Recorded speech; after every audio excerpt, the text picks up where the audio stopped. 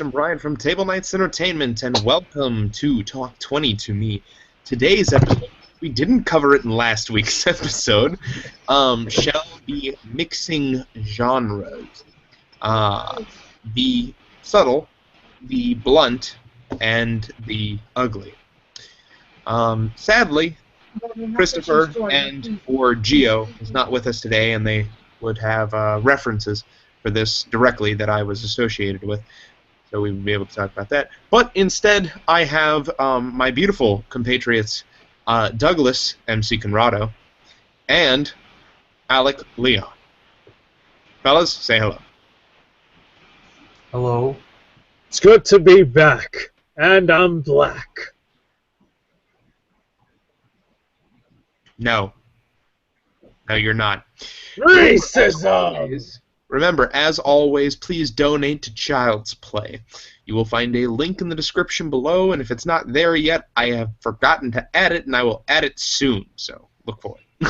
Or you could say go fuck off. No, don't say that, because we don't want that. With the Christmas season coming up, we would really appreciate it if you would take any money that you don't need for your own family, or that you were planning on donating to some charity anyway, to Child's Play, because that's our favorite charity, and we would really appreciate it. That being said, make sure you take care of you and yours first, as always. In upcoming news, I am having a surgery tomorrow, and I may not be here for next episode, as my face will be literally ripped open and all of my teeth removed, and I will be on the drugs for many a time. Hold on, not all It's of your going to teeth. be a fun time. All of my teeth. I'm going to just have gums when I come back. Oh, geez. My 4 wisdom teeth. But let's get to the topic. So, mixing genres. I feel that the best and easiest example that we can say as a mixture of genres, and it's a very subtle mixture, I feel, is Star Wars. And we actually play a lot of Star Wars on this channel, although not recently because of difficulties due to people showing up. I blame the government. Me too, actually. So anyways, Damn you, ISIS. Star Wars is primarily science fiction. One would look at Star Wars and say, yeah, that's a science fiction story. But it's not, really. It's science fantasy. And you may be saying, what does that mean? That's science and good old-fashioned fantasy. And you may not agree with this because everything has a layer of science fiction. And that's true. Its outer coating is nothing but science fiction. You've got robots, you've got floating cities, you've got galactic travel. I mean, you can pretty much mix that with interdimensional travel, golems, and other stuff and make the same stuff. But the main point I'm making here is specifically in the Jedi and the Force. It's a type of mysticism. Yes, it can be scientifically explained, but I mean, magic has been scientifically explained in certain games before. And in this setting, it's a very mystical connection that they have with this unearthly, or rather unmaterial figure. And there are knights around this order that worships it. So it's very much influenced by fantasy architecture, or archistructure. Is that right? That doesn't sound it. Architecture sounds better than archistructure. Yeah, I guess. Anyway, so by fantasy architecture in like building of the story, I know it's a metaphor. Shut up. That being said, Douglas, what are your thoughts on this topic? There's not enough tits. But it's an interesting thing adding two different kind of genres together. Why? Because it just adds more diversity, but at the same time puts it in a strain per se. Because there's many things you can do to put in the pot. Obviously, if you put too much into the pot, then the pot overflows, and you're going to end up burning your hands and possibly your feet, depending how close you are to the pot. For a good example of that is Dead Space. The reason why I'm saying this is because it starts off as a shooter, horror, survival kind of game, in which your objective is to figure out what has happened to the Ishimura, and try to survive as best as you can without losing all your ammo, since ammo is scarce. Now, that's how the beginning starts. The first game. As we continue, into the game itself, when we reach that third point, Dead Space 3, it loses that horror aspect to it, and that's one of the main things that is difficult when combining genres together. It's that steady progression of keeping those genres still intertwined, because it's difficult to start off strong, but it's easy to start off strong, but difficult to continue being strong. As seen in Dead Space 3, that it loses a good portion of its horror to a more actiony centerpiece. Alec. Yes. And I agree with Douglas that's a typical progression of things that happens. To bring up another point, going back to what you said, Aaron, about Star Wars, it's a very subtle example of sci-fi and fantasy being mixed. Let's look at the other end of the spectrum. As in the blunt or the ugly? I'm going to get to that. I'm not sure there is an ugly. I can't think of one. But anyway, let me go to the blunt. I've seen ugly. Okay, let's cover the blunt first, and then we'll go to the ugly. I think I know where you're going. Shadowrun, right? Exactly. Shadowrun is taking cyberpunk, sci-fi futuristic stuff, and putting it fucking smashes it into fantasy. Into the microwave for 30 seconds, both of them. It's not very subtle or classily done at all, and I love it. I love the world of Shadowrun. When we say blunt, that does not necessarily mean bad. It just means that they make no attempt to integrate the two in a way that makes it seem seamless, I guess is the word. Right, so if you don't have to be seamless to, if you don't have to put together two things seamlessly for it to be enjoyable, what is a bad example of mixing genres? Well, it's more about what the person does, not mixing of genres. I played in a game with a dungeon master that I will refer to as Biro. And Biro had a world that was I guess old Biro. Cyberpunk and fantasy. But he did it in a way where the fantasy was the prevalent part, and the cyber was integrated in a way that felt very jarring. I will give you a for instance. We were in a town in a kingdom, and we were surrounded by cobblestone buildings and just ordinary architecture, and we were in a potion shop. And this was the first time that I played in this game. And he gave me... He said nothing about this being common. Literally a motorcycle just shredded up the street with some kid yelling colloquial words from our time in the setting, while it also felt like he was trying to make it old-timey English. It just he bashed it together in a way that broke the pieces. RPG for the big boys. Yeah, I guess that makes sense. Yeah, it's very difficult to describe. It's just it was so bad. You see, in that kind of sense, going back to what both Alec and Right up his asshole. That was great. Aaron was saying, I think the main thing about when it comes to having two kind of genres together is not so much whether or not you can have them both in the setting or as many in the setting as possible. it's a matter of how You exit. it's a matter of how it's shown to the players. For example, you can't just be like, here's sci-fi. You only use swords. What about the guns? They don't exist. But why do we have spaceships? Because fuck you. That's why. Like there has to be some common ground for both. A common ground in the sense that the reason why both genres are there. It can be as abstract as it can, but there has to be some kind of focal point for the reason why these two genres are existent. For instance, a very good example of something that isn't very subtle, but is doing what Douglas mentioned, which is having a very strong focal point. Dungeons & Dragons 2.0, they released, I believe it was called the Spelljammer set. Spelljammer.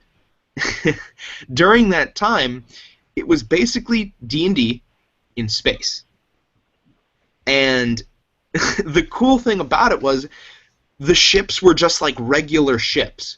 They built them like regular naval ships.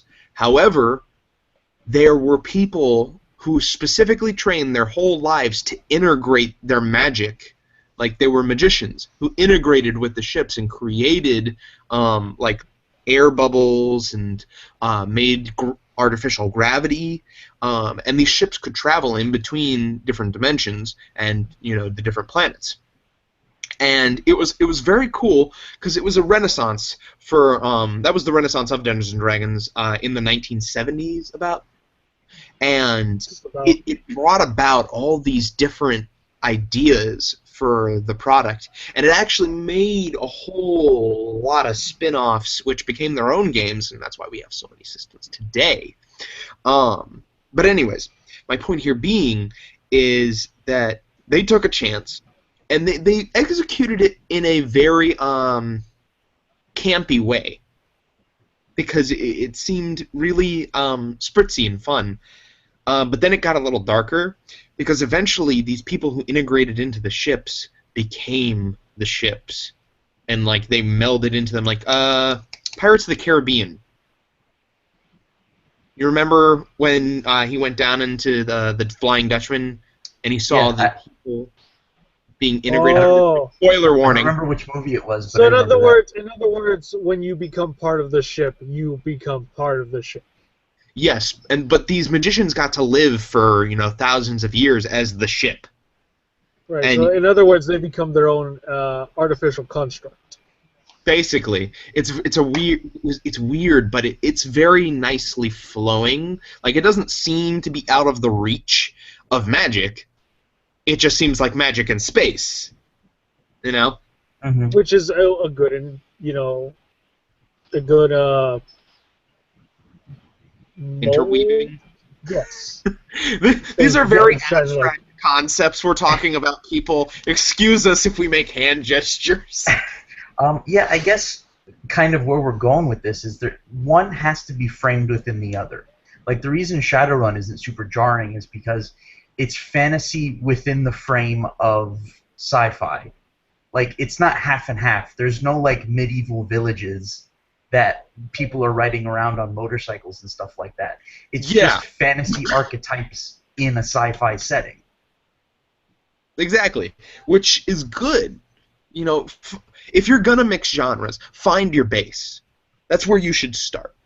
And it doesn't have to be subtly blended like Star Wars is.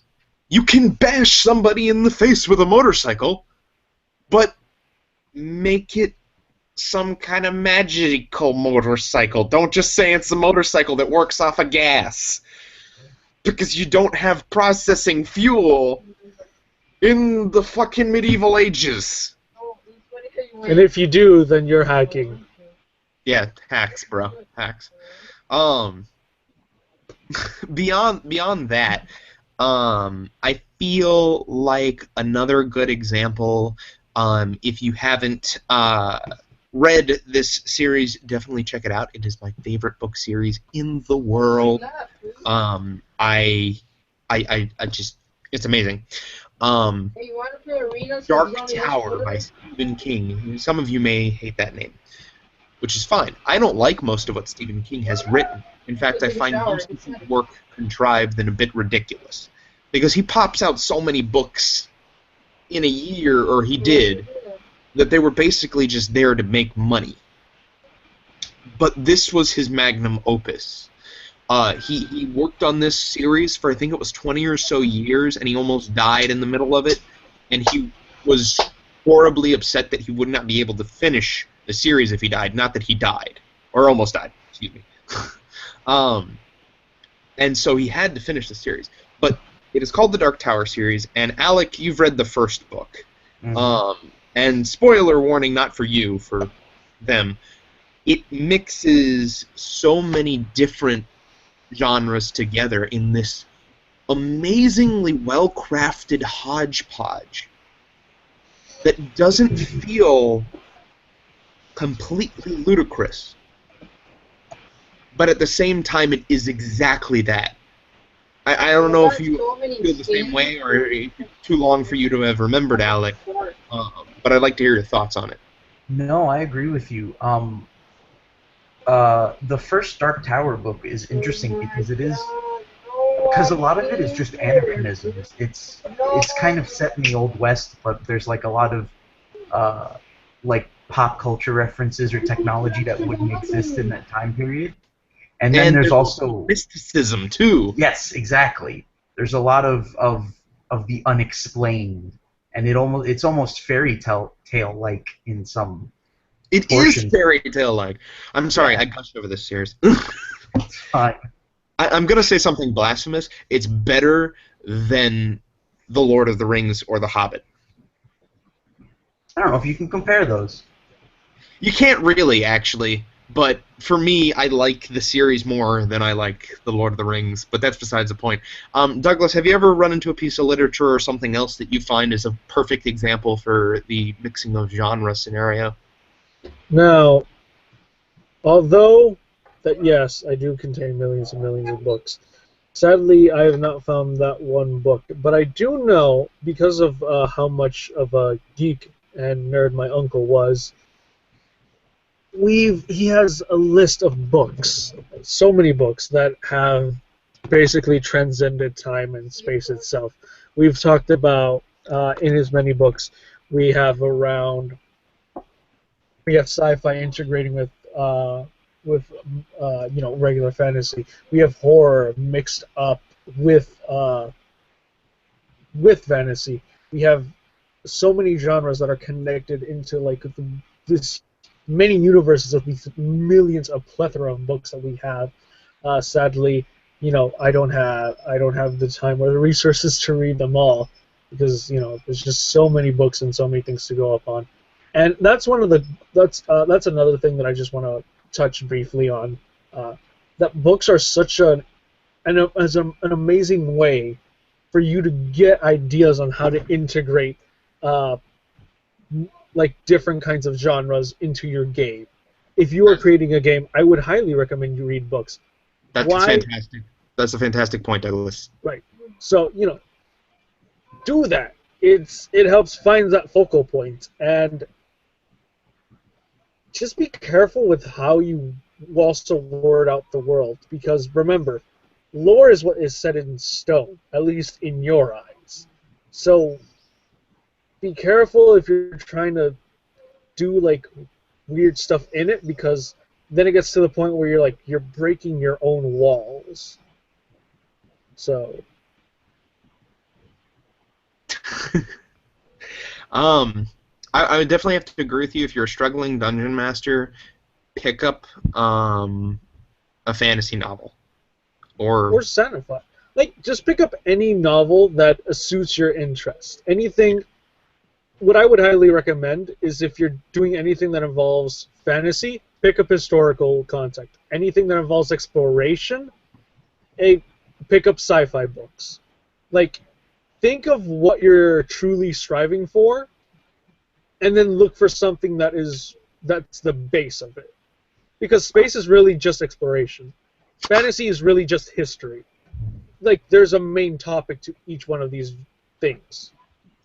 All right, so before we do our sign off, because we're running a little bit out of time here, I want to ask an interesting question. What do you think is the most malleable genre to exist, which can easily be infused with other genres? Ooh. Alec, go ahead and answer. Oh man, that's a question. You put me on the spot, man. That is a question. Usually, it's usually mean. So I honestly don't know how to answer that. I don't. If you guys would prefer, I know my answer to this question. Why don't you go? I have Okay. I have an answer. So You do have an answer. Go ahead then, Douglas. fantasy. Okay. Because fantasy is the root of it all. Sci-fi is just science fictional fantasy. Fantasy can include horror because of the monsters that live in this fantastic universe. It can also be very story-driven, as we see countless tales of Charlemagne or, huge historical figures. Fantasy is, in my opinion, the roots of where most adventures can start. From there, it's just a matter of how you want to incorporate the setting, the place, and things like that into whatever genre you wish. And that's why I think fantasy is. Sorry, go ahead. No, that's it. Just wanted to point that out. I would actually have to disagree with you, Douglas. I don't think that fantasy is easily malleable into every different scenario. I have to say that, for me, it's horror. Because horror is a base human instinct. It is something that everyone has felt in their life. It is something that everyone will feel in their life. It's something that is easily recognizable by every human on the planet. Terror, fear. It is instinctual. And you can literally put horror smack dab in the middle of anything. At all. Because the main elements of horror have no specific. It is completely relative to the person, to the character, and to the setting. You want to talk cyberpunk horror? Androids taking over people's minds. The Institution from Fallout 4. Oh. Wow. That game is more integrated into me than I realized. There is, for fantasy, a simple example, werewolves or vampires. What's another thing? My brain went kaput. Mine did too. The Say what? aliens from. Oh Aliens. yeah, aliens. That's xenophobia. That's a very real and controversial issue that's going on right now. God Come on, damn America. people. But my point is that horror is the most easily identifiable feeling and genre out of all the genres that I can possibly think of. I can agree with that. Is that what? Is that your answer? Are you just gonna cheapskate us on the answer? No. Alec? I thought of something, but I don't know if it's any good. Go ahead. No. Even if it's shit, we want to hear it so we can laugh at you. I'm not sure if you would consider it a genre or a setting, but anything that is kind of contemporary or urban, like anything that's framed within how we are currently living at this time That's period. a good point. Yeah, because you can do an urban fantasy, you can do a sci-fi You're telling me urban a guy, setting. I should have walked at a man's You can face do and found anything his you want in an urban Again, setting. that leads to something that is identifiable amongst most people in today's day and age. Yeah. Which I completely agree with you. That's a very malleable idea. That all being said, closing statements, my friend. Douglas? Our world is but one in many. Whether or not this world is actually a sci-fi, a fantasy world that is slowly becoming sci-fi is one to be, talked about for ages to come. the worlds that you make are worlds that you will, populate and enjoy with other people. How you wish to populate it and by what standards is the dilemma that all people face day in day. But we do not have fun, and we are not enjoying it. So pick a world. How did he know I was there? Enjoy it. Oh my Alec. God. That was a really good answer. Okay. All right. So mixing genres. There's a way that you can do it that's incredibly jarring, and there's a way that you can do it that's seamless by framing one genre within another genre, taking a fantasy setting and adding sci-fi elements, taking a sci-fi setting and putting in fantasy elements. Not just doing half and half. It's all about the execution, not only the idea. And that is a fantastic point, and I would agree with you completely, Alec. Always remember that you can have a very subtle interaction if you want it to be subtle. You can be blunt about it, like Cyberpunk. Excuse me, not Cyberpunk, Shadowrun. Or you can just do a terrible job and mash two things together, like, a circle and a square hole. It don't fit well because you're not using the right frame for the right setting. You can have a differently colored square enter the square hole than what would normally be expected, but it's still got to fit the frame. So that means you gotta lose those curves. No. Curves. Just kidding. I love curves. And next week's topic, we remembered this time. Thank you, Alec. No problem. Let's see. Next week's topic is going to be tropes. Why sometimes stereotypes can actually be the best thing ever. That's right. Are you racist? More than likely. Are you big and stupid? Possibly. Are you the most annoying character in the fucking world and that everyone hates you, but somehow you manage to be the savior to all of us? The Baron? Character from every anime, and shut up. We don't want to hear your stupid fucking high-pitched voice. Exactly. The Barons. Anyway, from all of us here at Table Knights Entertainment, we hope you have a fantastic holiday. The one coming up is Thanksgiving, and we hope that you are with your family and your friends, and you're truly thankful for what you have. And get fat! That too, but don't do too much of that. And if you do have a little extra time or money lying around, please consider donating to Child's Play. And if you don't want to donate to Child's Play, go volunteer or donate to someplace else. Just make sure that other people are able to experience the holidays in a good way as well. Or feed the homeless. I mean, they're always lonely. That's what I was talking about, Douglas. Thank you for ruining my beautiful ending statement. You god. I approve this message. From all of us here at Table Knights Entertainment, roll on.